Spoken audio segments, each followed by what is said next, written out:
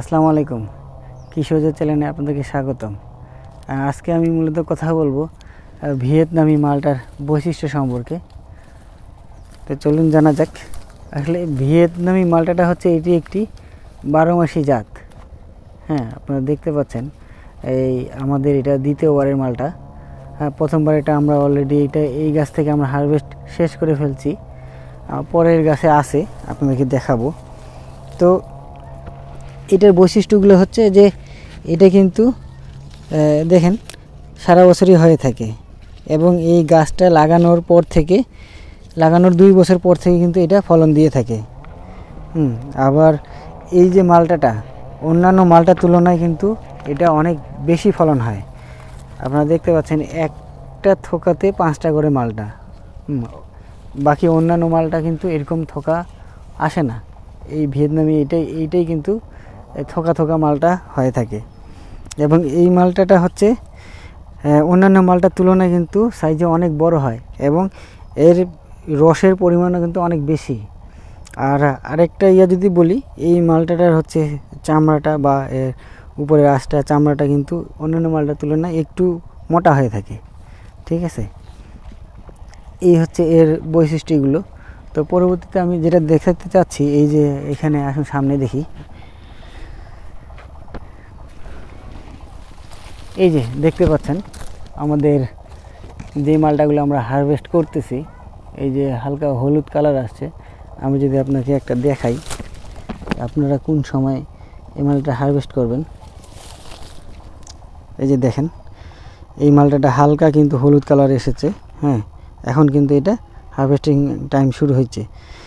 এইটা এই যে দেখতে পাচ্ছেন যে হালকা হলুদ এবং এর চামড়াটা কিন্তু সফট হয়ে গেছে এবং এটা হালকা চাপ দিলে দেখবেন যে নরম হয়ে গেছে। তাহলে বুঝতে পারবেন যে আপনারা এটা হারভেস্ট টাইম শুরু হয়ে গেছে।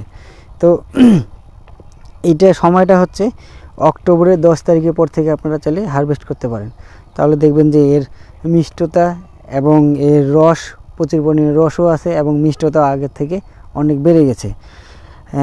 আমরা সাধারণত দেখে থাকি যে বাজারে যেই মালটাগুলো পাওয়া যায় বা যারা অনেক বাগানি আছে, দেখেছে ম্যাচিউরড হওয়ার আগেই কিন্তু তারা কি করছে, বাজারে দিছে, বা জানে হোক বা অজান্তে হোক তারা কিন্তু এই ম্যাচিউরড হওয়ার আগেই কিন্তু বাজারে বিক্রি করে। তখন দেখা যায় কি, আমরা যারা খাই তখন দেখা যাচ্ছে যে মালটাটার স্বাদ আসে না। তখন বলি যে আসলে দেশীয় মালটার কিন্তু স্বাদ ভালো না।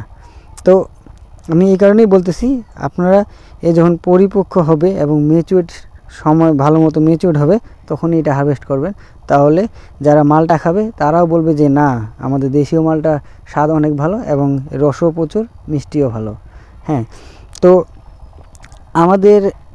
আমরা অবশ্য কিছুদিন আগে আমার এক ফ্রেন্ডের কাছে আমরা পাঠাইছিলাম, এটা হচ্ছে সেপ্টেম্বরের দিকে। তো দেখছিলাম যে সে খাওয়ার পর বলছিল যে আসলে যে মালটাটা কিন্তু অতটা স্বাদ না, মানে ভালো না। হ্যাঁ, তো ভালো না, তখন আমরা ভাবলাম যে না, তাহলে পরবর্তীতে আবারও পাঠাবো। তো এই যে অক্টোবরের 10 তারিখে আমি পাঠাইছিলাম মালটাটা, সে খেয়ে দেখেছে, বলছে যে না, হ্যাঁ এখন মনে হচ্ছে যে এটা মালটা। তখন কিন্তু আসলে ম্যাচিউরড আসে নাই, যার কারণে তাকে ভালো লাগেনি। পরবর্তীতে যখন ম্যাচিউরড আসছে আবার পাঠাইছি, সে খেয়ে বলছে যে না, তাকে ভালো লাগছে এবং সে বলছে যে না, এটা বাজারে ভালো, এটার পাওয়া যাবে, চাহিদা হবে এবং দামও পাওয়া যাবে। তো আপনারা অবশ্যই মাথায় রাখবেন যেন এই মালটাটা হারভেস্ট টাইম হচ্ছে অক্টোবরের 10 তারিখের পর থেকে আপনারা হারভেস্ট করবেন এবং এর চাহিদা এবং মিষ্টতা সব কিছু ভালো আসবে। তো আজ এই পর্যন্তই, ভালো থাকবেন। আসসালামু আলাইকুম।